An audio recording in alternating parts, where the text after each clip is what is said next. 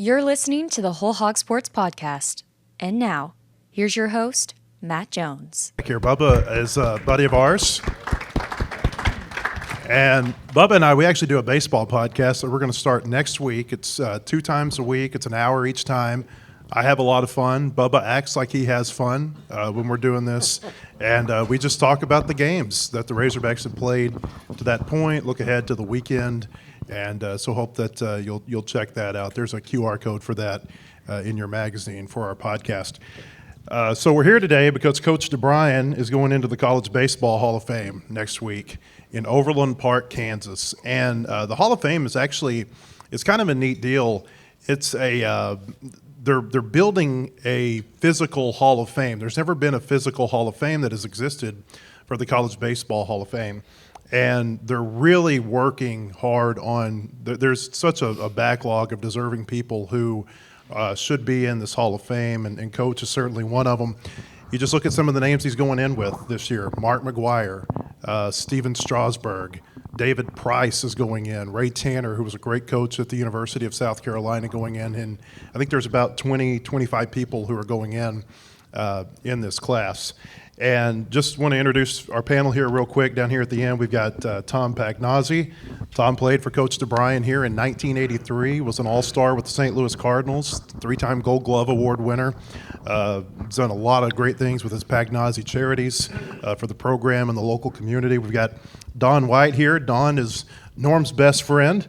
And Don and I have gotten to know each other pretty well here over the last few years. Don, he actually runs, I would call it an ambassador program. When teams come in here for the NCAA regionals and super regionals, Don and a group of people, they basically help show them around town and make sure that they've got everything they need when they're here in Fayetteville. And that's really unique to the University of Arkansas. We don't know that really happens anywhere else. We've got Coach DeBriyn here, his record and his credentials speak for themselves, and then Bill Bakewell here. Bill played for Coach in the late 1970s. Actually still holds the school record for the fewest hits in one season. In 1977, he gave up 12 hits in 31 innings. And so he's got that distinction. We'll start with, Coach, let's start with you. I know you've tried to, and yeah, we'll have to share a microphone right here. Coach, I know the people who know you the best have told me that you've tried to downplay going into the Hall of Fame a little bit. But, I mean, as it gets closer and you look at the things that have happened here recently, they announced yesterday they're going to have a special uniform they're going to wear on Norm DeBriyn night when they play Florida in late March. As it gets closer, I mean, what are your thoughts about going into the Hall of Fame? Well, I'm very humbled and honored. I don't feel I belong with that group at all. It's just because of you all that are out here that this is possible. You got people like Tom Pagnozzi, that just carried us. Bill Bakewell was outstanding. I see you all out there, and Brad, I appreciate the comments you made. And Kyle Adams, to see you, followed you for so long. I remember, and I think the faith-based situation here has been just so strong. I remember one time I'm talking to somebody and they gave me an example of Coach Hatfield, how he stopped on the road to help somebody of a bowl game.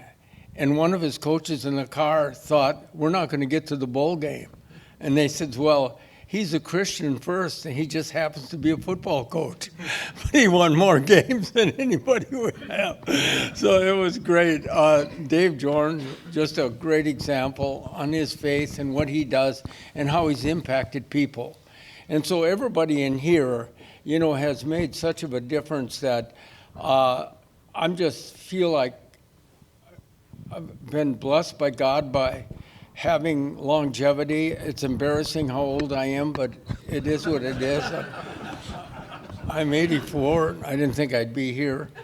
And, and the longevity and then the people, the impact of all the people. I mean, all of you mean so much. And then the people up here on the stand, we've been close, and it's just been so helpful, and just credit, them for allowing me to have the spotlight and to be there, and so I'm thankful. Thank you.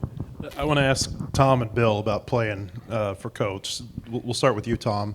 What are your memories of playing for Coach DeBriyn? You know, he was incredible. Not only was he a great coach, but a mentor in a lot of different ways. You know, it was my first time really leaving Tucson, Arizona. Came as my junior year, and he taught me so much. You know, how to grind it out every day. And the reason why, because if you didn't, he had a foot, you know. But, you know, he was incredible, the giving. You know, I always make fun of him from the standpoint of he's so humble. I mean, the things that he has accomplished in his life goes way beyond baseball. And, you know, people would ask me about Willie McGee, and I put him in the same class. If you ever hear anybody say a bad word about Coach DeBriyn, get away from that person, because he's the bad one. And, you know, the relationships that he's created with his players, former players, even the current players, is over the chart, because these guys constantly, one, we can't say no to him because everything he's done for us. You know, he calls, sure, Coach, what is it? You know, the time he gave and the lessons that he taught you went beyond baseball. But then on the baseball side, the amount of hours he spent with me just learning to catch. I was a converted player, never caught a game in my life until I got to the University of Arkansas. In fact, he tells the story that he thought I was going to go catch that summer, and he called the coach and he goes, I don't know, he's playing third. He's not catching. Coach D's like, what? You know, but we spent many hours, and the giving that he was. We broke every NCAA rule at that time because, you know, you're only allowed to practice so much. I was there at 1 o'clock every day, but it was me asking him, hey, let's go, and he was always there, and we've, you know, always been close. Tom, a follow-up on that, his coaching catchers, you and Jim Kramers both came here and you converted into catchers and you both made it to Major League Baseball. What do you think that says about his ability coaching that position? Well, I can tell another story on that. Okay. When I decided to come here to catch, everyone said he's one of the top catching instructors in the country. So first day, I go to practice. I see that he's throwing left-handed. I call my dad, and I'm like, Dad, I screwed up. What does this guy know about catching? He's left-handed. He's never caught a game in his life. My dad's like, listen, you know, some of your greatest coaches weren't very good players, or maybe didn't play that position, but they've learned it. Give them a chance. And I'm like, man. And you know what? It was incredible. I learned the right way. When I got into pro ball, you know, after catching 1 year, I mean, I sailed through the Cardinal system. If I wouldn't have got hurt, I would have been in the big leagues in 2.5 years. And Dave Ricketts, who's known as one of the greatest catching instructors in baseball, you know, when we started working, he's like, man, I can't believe you've only been catching for, you know, a year. And, you know, you do everything the right way, you know. Maybe it wasn't perfect, but I was attempting to do it the right way. And I said, well, you know, I didn't have to break bad habits. I learned from the get-go the right way, and that was probably the best thing that happened. Can I tell a part of that story? You know, a lot of times things just happen, and you don't know if it's chance or it's the Holy Spirit or it's something else. But on Tom Pagnozzi, Doug Clark recruited him. I recruited Tom's older brother and didn't get him. And I remember when he said no, he made a comment. He said, well, maybe you'll get our youngest brother. He's the best in the family. I'll never forget that. He said that. So Doug's recruiting, and he's in Arizona, and he comes back with Pags' name. Well, I look it up. We go around. Everybody is recruiting him. And I did the best job I've ever done in my life, and I didn't even know it. They all told him, you know, because scouts told him, if you want to get to the big leagues, you got to learn to catch. And he wasn't catching. And so they said, hey, we'll give you a chance to catch, and if you don't catch, you'll hit third in our lineup, and you'll play every day. And I told them, I said, and we put all our eggs in that basket. And so this is the way I saw it. I told Pags on the recruiting visit, I said, if you don't catch at Arkansas, you're going to be sitting next to me on the bench. And he believed it. Honest to God. I mean, I looked at him. And so anyway, that was the story, and that's how we got him. He thought, they are going to give me that chance. I wanted to go to Arizona State. And he was out good. Arizona State, because it was in my backyard. I didn't want to go to the other U of A, University of Arizona, because Arizona State at that time was better. And Jim Brock, looked right at me and said, look, come in as a catcher. If it doesn't work out, you'll play third and bat third. I'm like, oh, man, I'm going to end up being a third baseman. Coach D looked at me and goes, you'll be standing right next to me DHing. I'm like, he's going to give me every opportunity. And he did. And I wasn't very good in the beginning. I worked hard, but he gave me every chance. He could have easily slid me away and put me at third. He was such of a great example on the field, work ethic and, what we're there for, and it impacts other players. You can talk to the team and not much is said, but like Brad and Kyle, we know that when a player steps up and says something, it means something, and usually they don't. Pags was one of those that would say, hey, let's leave in the morning because we've got all weekend to prepare. We don't have to stay home for that basketball game. I'm talking about we played Houston and all the players had tickets, and we were discussing we're going to Oklahoma for the weekend. And I thought, should we leave after the game? Or the players are coming up to me. What are we going to do? Do I sell my tickets? Can we go to the game? Blah, blah, blah. Pag stands up in a team meeting and he said, hey, we came here to play baseball. I would say we leave that morning, get another day's rest. We got a big series. My face turned red, and I thought, oh, okay. We're going to Oklahoma. And Bubba Carpenter was here. I see him out here, and he was like that. And so you got those guys that will do that. Bakewell, it carries a lot of weight, and it really gets you going down the road in the right way for a team. Speaking of Oklahoma, Bill, you were from Oklahoma, grew up in Tulsa, went to Hale, which was a great baseball high school at that time. And I was talking to Doug Clark, and he said that he thought, if you can grab the microphone right there, he said that he thought that whenever you guys started recruiting Tulsa was when the program really began to take off, being able to get some of those great players from Tulsa. What was the feeling about Razorback baseball and why you wanted to come? Well, we all wanted to be part of the University of Arkansas. There were 5 of us off my high school team that played here on that 79 team. And, the facilities were great. Norm, his opening statement there is a perfect definition of the person he is. He gave all the credit to everybody that's out here for where he is. And he's been a tremendous mentor on the field, as a family man, and not so much as a teacher. That's at school. That's at school. But I admire this man more than anyone outside of my family, and he's done so much for me. We've created friendships. We've got 6 guys that we went to South Dakota for 32 years with Norm, hunting for ducks and pheasants. Some of the greatest memories I'll ever have. But great man, great coach, but a greater person.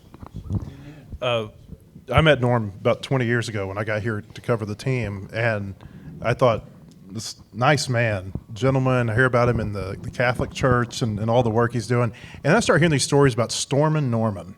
And they tell me that he really calmed down later in his coaching career. You played for him early on. What was that like? Well, I don't think you want to hear all that. Don, First you of got all, any thoughts? they wouldn't believe that you were talking about him. Yeah, no, I mean, this guy, if you knew him 45 years ago, you wouldn't recognize him today. Oh, wait a minute. I have to tell you. You should sit in a living room and watch a basketball game with this guy. He sits there, he's as quiet as a church mouse. And then the next thing you know, there'll be a call that he doesn't agree with. And he comes off that chair, and it's, you know how he bellows. He still has it in him. You know, I always tell people about when they ask you, "Oh, he's the nicest guy." I said, you know, he'll chew your butt real quick. But I patterned myself a lot after him when I was coaching. He would chew you out upside, but then 10 minutes later, hey, do you know what we were talking about? Do you understand it? There was never any anger or being mad at you. It was a lesson. And coaches today, they don't have those type of relationships. They chew your butt. It may be a week before they talk to you, a lot of them. He went 10 minutes because he couldn't live any longer, going any longer than that. Probably is why he came and put his arm around us. But that was his style. You got his point. He made his point. But then he also let you know that he loved you 10 minutes later. You know what, Pags? That's an interesting comment because I learned that. You know, I learned from everybody. And I remember early on when I was coaching here, I'm just such a big fan. When I came here from Colorado, I saw Arkansas football, and Bobby Fields was on that team, and Ken, and I never seen football on that level. And so I would always hang around, and I'd always try to get next to watch practice and try to find a coach and see if I could talk to him and all of that. And one time Coach Matthews told me, you can chew a player up and down. He says, but make sure at the end of practice or sometime that day that you say something to him positive. I remember him pointing his finger. I remember him saying that. I remember digesting that, and I thought, you know what? And I would. I'm kind of like a knee-jerk reaction kind of guy. I'm not any good. And so I'd get all over somebody for some stupid reason that I thought. But I remember Coach Matthews, and that night, I mean, I would think, boy, I better go and see Pags. I better say a couple of things to him. And I would do that. But thanks, Pags. That was Coach Matthews said that. I remember that. I never heard that part of the story, you know. But I'm still going to give you all the credit on that, Coach, because it meant the world to me, and it meant the world to everybody that's ever played for him. You know that he's giving you a lesson, but he's right there every single day afterwards. You know, you remember things. I'm glad Coach Hatfield is here. One night on a Friday night, we got beat by Texas. Bubba was on that team. And it was a close ball game, and we lost a one-run ball game or two-run ball game, a home run late in the game or something like that. And I ran into, we were all in the Broyle Center. We're all in the north end zone. And Coach Hatfield was our head football coach. And I ran into him on Saturday morning, you know, just before getting out to the field. And he looked at me and he said something like, boy, it was a tough loss last night. He said, but I'll tell you what. He says, the good thing is you're going to be able to play them today. He says, in football, we got to wait a whole year. I'll never forget that. And Bubba went off. We won a doubleheader the next day on Saturday. And so thanks, Coach Hatfield. I don't know if I know that. That was good inspiration. Coach, I remember that. This is the 30-year anniversary of Baumwalker Stadium opening. And I've talked to you about this multiple times before, but the story, for people who haven't heard this, tell people the story about how Charlie Baum became involved with you and gave you the seed money for the stadium. Yeah, to begin with that was trying to, you know, just do something to improve the facilities. In fact, I applied for insurance jobs. I mean, we weren't going anywhere. We weren't doing anything. And I had one insurance offer, and I almost took it. It was like in the middle 70s. And I don't know. I like coaching, and yet we're not in the Southwest Conference. We're trying to get in the Southwest Conference, all this stuff. So trying to raise some money, and I got a phone call. and said, Norm, there's a guy at your church, I think he goes to your church, and we need some money for our Little League ballpark. And I think he's loaded, you know. So instead of making an appointment, I called him. Name is Charlie Baum. I said, Charlie, this is Norm DeBriyn, blah, blah, blah, you know. And he hardly answered. And I said, the Little League is trying to finish their lighting project at Walker Park. He didn't say a thing. When I got off the phone, I'll never forget it. I thought, I should have made an appointment with him. I should have at least saw him face to face. I forgot about it. About a week later, the Legion commander called me and he said, Norm, we want to thank you. I said, why? He said, Charlie Baum walked in here and said, I hear you boys need lights for your Little League park. And he said, he wrote us a check for like $50,000 or whatever it was, dollars to do it. I said, oh my God, did he really? So I'm back on the phone. I said, Charlie, want to You thank didn't drive you. up there this time? Yeah. So anyway, I said, do you ever drink coffee? And I'll never forget it. He called it a coffee clutch. He says, we have a coffee clutch. And they were meeting at the Clarion, you know, back when that was there. And so I met them. And I don't know if something inspired him or whatever, but when we sat down, I told him I had something that Ron Polk used for raising money at Mississippi State. And I had that, and so I had that with me, and I was going to present it to Charlie. And he said, and so this was like 1991 or something. And he said, well, what are you going to do now that you're going in the Southeastern Conference? And I said, well, Charlie, that's why I'm here. That day, he gave $250,000 to baseball. About 3 weeks later, he gives another $250,000 to baseball. Frank Broyles gets wind of it. So Frank, Coach Broyles and Coach Richardson brought Charlie to Pinnacle for lunch. And on the way back, Coach Broyles told me this himself. That afternoon, I came in from practice. He said, you're not going to believe what happened today. And I said, what's that? He said, well, we took Charlie Baum out for lunch, and on the way back, he said, I know you boys want some money for basketball. I don't have any money for basketball, but I got another $500,000 for baseball. And that made it a million straight up.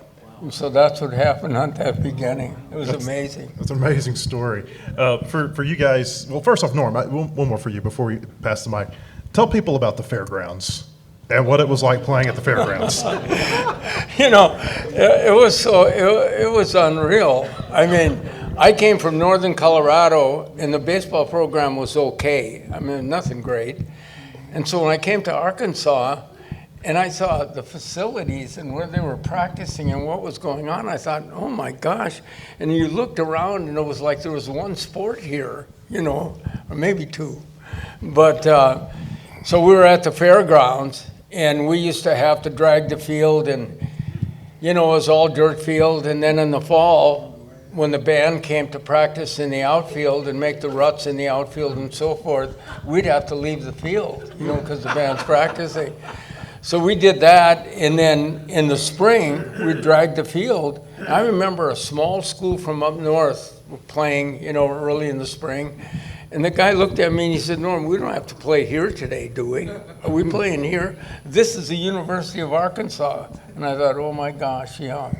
So after that year, I asked the Legion people if we could play at the Legion field. You know, and they didn't care what we did. Just don't get anybody in trouble. You know, keep your nose clean. Don, there's a good story about how you and Norm met, and you met through baseball and your sons, right? Pardon? For Don, you met through baseball and your sons. Yeah, T-ball. First, I want to say, Matt, I want to tell you, I feel kind of bad up here. I really do. And first, I felt bad when you talked about how many rings were in the room. And I thought about that before I ever came up here. I had a ring, and unfortunately, my ex-wife took it during the settlement. And I was going to bring it, but I couldn't find it, you know. So that was horrible. And then the other thing that really, I'm serious about this. Norm and I spend, I think, maybe You tell me, more time together than he and Caroline, and at least as much, maybe not at night, but, and can you imagine the stories that you haven't heard? I mean, I'm serious. We spend 3-4 days, evenings together, or afternoons, whatever, and he's full of these stories. And I mean, you can mention a date during a season, and he can tell you what the game was, who the star was, and what he did. I mean, it's phenomenal. You heard it this evening. Well, I'll tell you how we met. And this always defined Norm for me, and it gave me grace, I guess. We were on a T-ball. I was on a T-ball field. I was coaching, and Norm's son was playing on the other team. And my son was in the infield, and many of you have been part of T-ball, I'm sure, and you know that the coaches can be out in the field. And you also know that every now and then, it's rare, but every now and then somebody actually pops one off that tee, and it's pretty hard. Well, my son was right next to me. The ball hit in front of him. He went down to field it, and he brought it up, and it hit him right in the face. And I looked over, and there was nothing. He had that silent scream thing going for him. He hadn't cried yet. Blood everywhere. And I said, "Greg, pick up the ball and throw him out." I know, I was terrible. And he did. And after the game, we're picking up the bats, and this guy comes walking up to the fence. And I kind of look, and it's Norm DeBriyn, the head coach of the Razorbacks. And I wish I could do a Wisconsin accent, but I've never been hit in the head by that many fastballs. And he said, "I don't know if you know who I am." And I said, "Yes, sir, you're Norm DeBriyn, you're the Razorback coach." And he said, "I saw what happened out there." And I thought, I deserve it. I did a horrible thing, and I deserve whatever he's going to tell me. He said, "It was the single greatest display of discipline I've ever seen on the field." And that's a true story, I swear. And this guy is my best friend. And I'll tell you, every day, and I'm dead serious, every day, something arises where I say, what would Norm do? And that's kind of a guiding light for me, and I mean that. Yeah. Don, you shared with me before, and I hope you're okay with me saying this in public, but you've said that you think what he's done with the church has been so much more gratifying to him than anything he ever did through baseball. I do believe that. And Norm and I, we have some light discussions, we have some sports discussions, but we also have some rather deep discussions. And he has told me on more than one occasion that the church is where his life is, and this has been going on for not the last 3 years or 5 years or 10 years, but well over 20 years. And I mean, I'm sorry, I can't remember much further back than that. But yeah, he is totally dedicated. And I'm going to add something, and he's going to really be upset with me, so I'll just say it. You know that they've just built the new church on campus. And St. Thomas Aquinas. I'm a Presbyterian. I apologize to the Catholics. I have contributed, but that church wouldn't be there if it wasn't for Norm DeBriyn. I absolutely promise you that. Yeah. Bill, Yes. 1979. Yep. You guys made it to the College World Series, national runner-up to Cal State Fullerton. What was the impact of that season on you and your teammates and the program, you think? Well, it was, like I said earlier, we've all remained close. There's 6 of us that traveled to South Dakota every year. I got a phone call this morning from John Hennell, who is our first baseman, that wants to come down and go fishing. And we all are still very, very close. And, Norm, we all think the same about Norm. Great human being. That's the best way I can put it.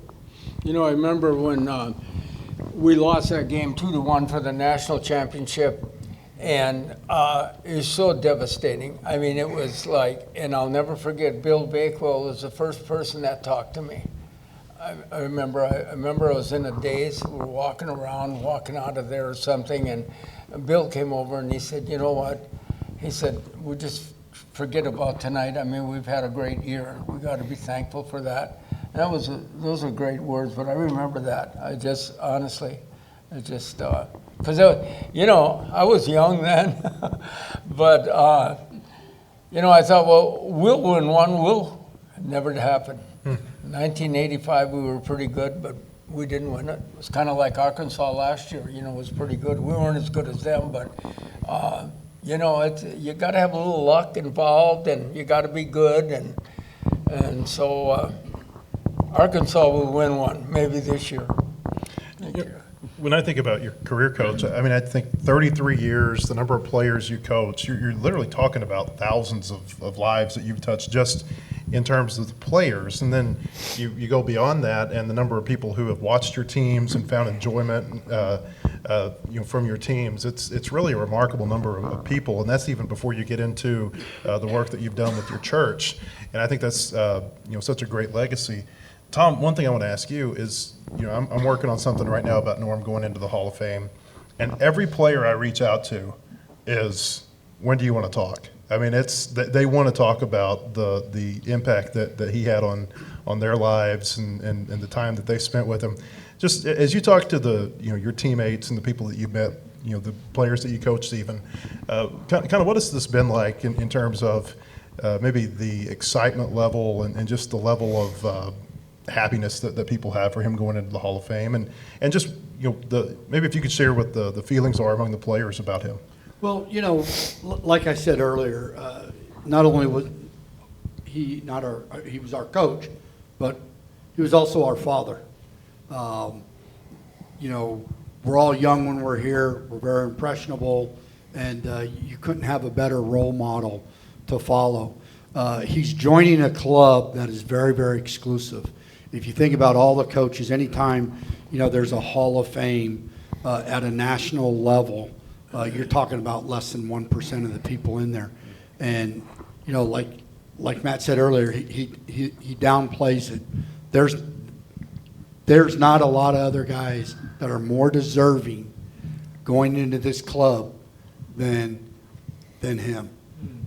It's incredible. Like I said, nobody can ever say no to him because of everything that he's done for us. He always checked in on us. I could be struggling when I was playing pro ball. I could be struggling. And, this is before the cell phones and all this. How he kept up with all of us. I'd get home and, hey, Coach, you got to call Coach D tomorrow. He called. He's just checking in on you. He never lost touch. And you talk about the number of players he coached over his time. Man, so many are still in touch with him. Mm-hmm. And I think coaches today have lost that to a certain point. You don't have that relationship that these guys had. And it's unbelievable. I think it just, for me personally, I mean, I tell a story about Johnny Mike Walker. We talked about Charlie Baum giving money for Baum Stadium, and now it's called Baum Walker, and rightfully so. The Walkers have given so much more, and I appreciate Charlie so much and his wife and their family. But Johnny Mike, the Walkers, have been just incredible. And I tell people that, and this is true, I wasn't any good. I played like small college baseball, and I remember one game I thought I had a decent game, and the guy says, that scout wants to talk to you after the game, and I was feeling pretty good. And he said, son, how big are you? I said, well, I'm 6 foot, 185.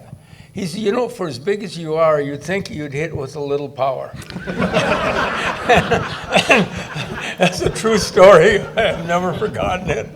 But that's what it is. And I always tell people that I'm like Johnny Mike Walker. I wasn't any good, but I told Johnny Mike, I'm so glad that you were on our team.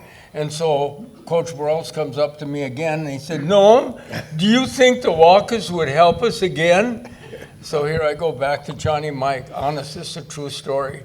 He looks at me and he said, wouldn't it have been interesting if you would have cut me? I didn't know if I should laugh. We as players, we tell that story all the time. I just happened to be in the right place at the right time with some great people around to accomplish anything, because it's because of the impact of others, honestly. And especially in my case, I didn't do anything. I mean, you look at Strasburg and McGuire, and Ray Tanner. He won 2 national championships. I mean, a great coach.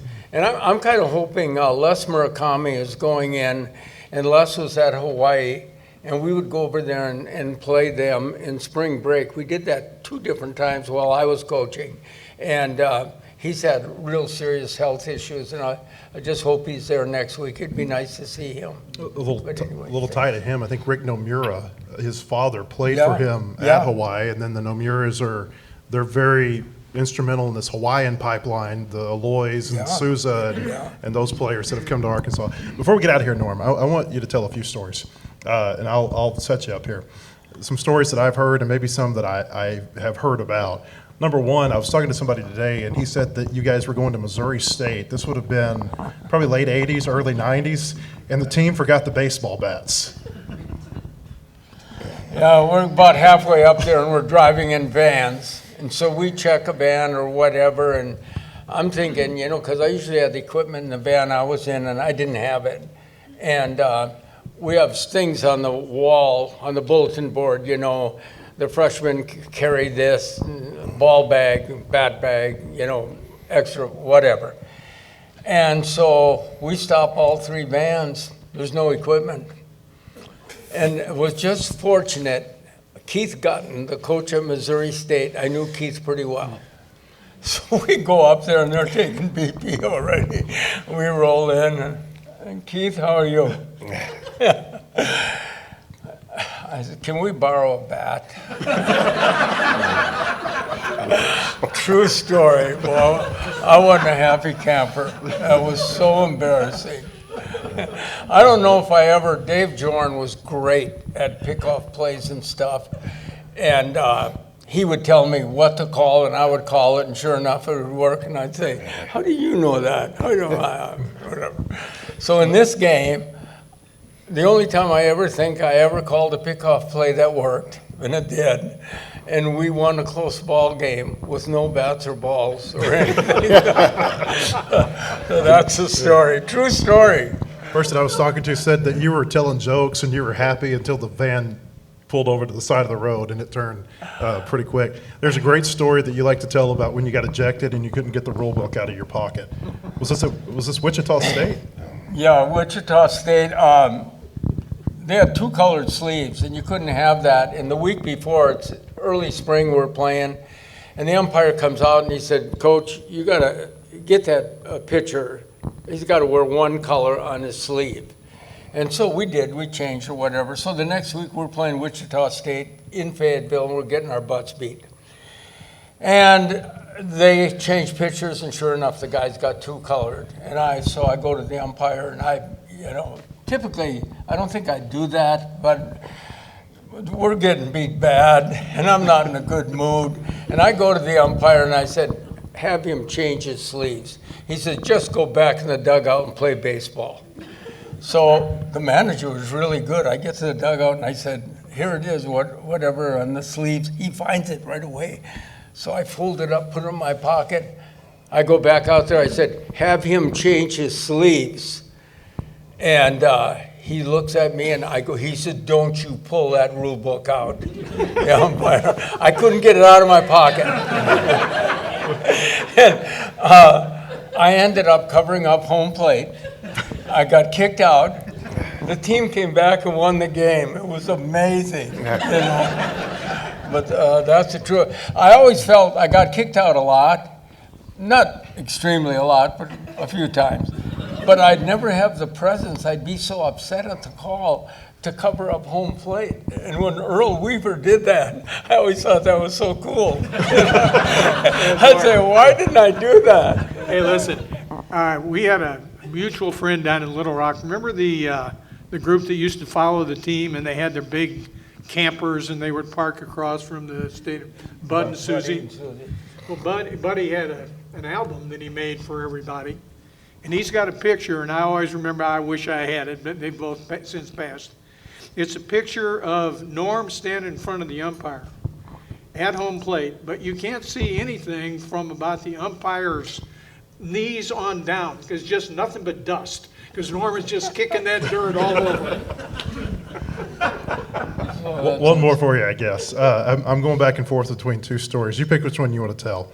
1999, you guys win the SEC championship at South Carolina, and you're taking the bus to Hoover, and the players see Turner Field out the window, and you turn the bus around and you take them to an Atlanta Braves game. Or do you want to tell the story about when you chased a player out of the stadium with a baseball bat? Yeah, I think we'll talk about that bus. We'll tell the other one. We'd be on the road for a long time. I remember going from Austin, Texas, Southwest Conference tournament, and busing to like Huntsville, Alabama. A regional was held one year there, and we were in that one. I think you remember that, Dave, wasn't it? Huntsville, and you told the players to settle down because we're up all night on the bus, driving or whatever. But we won that. Instead of coming home, we were going to the conference tournament, and they kind of started hollering for that Atlanta Braves chop. Yeah, exactly. And so we turned the bus around and went to the game. It was a good experience. Yeah. You're talking about him getting upset. In the day where you had to go to class, we had a guy named Les Lancaster, was one of our best pitchers. He wasn't going to class, and the old field sat on the hill, and Coach D pulls up, and we're out stretching, and he's yelling for Lancaster. Where's Lancaster? Well, he forgot to put his truck in park, so it is going backwards, and we're yelling, "Coach, Coach, Coach!" And he looked at it. Where's Lancaster? Needless to say, Lancaster wasn't there much longer. He went to Dallas Baptist the next year. That story about Huntsville, we'll wrap up with this. Dave Van Horn tells the story that when they went to Huntsville that year, I don't know if Norm suggested this to Dave or if Dave just asked if he could go, but Dave tagged along with Norm to the press conference that day because he wanted to see how Norm would handle himself with the media before the regional. And I think that that's a great illustration to show that the program right now is such a direct reflection of all the things that Norm did and the groundwork that he laid. And Coach, we're very happy for you for your Hall of Fame induction. Well, and thank you. congratulations Thank you to for you. today. Can I add one thing? One thing. 1,500 wins, however many it was. He's certainly very deserving of being in the National Coaches Hall of Fame or National Baseball Hall of Fame. But they ought to have a statue of Caroline DeBriyn out in front of George Cole Field for the 800 losses that she had to put up with. Thank you, Bill. Okay. Yeah, We Dean appreciate- Weber, everybody in here knows Dean Weber. I don't know, there was a plaque or something for wins, and Dean Weber, we had like 300 or 400 losses. Dean Weber gave me a plaque, and it was for the number of losses. That's Dean. Coach, Tom, Thank Don, you. Bill, we appreciate you guys being here. Thank you. Thank you. Thank you.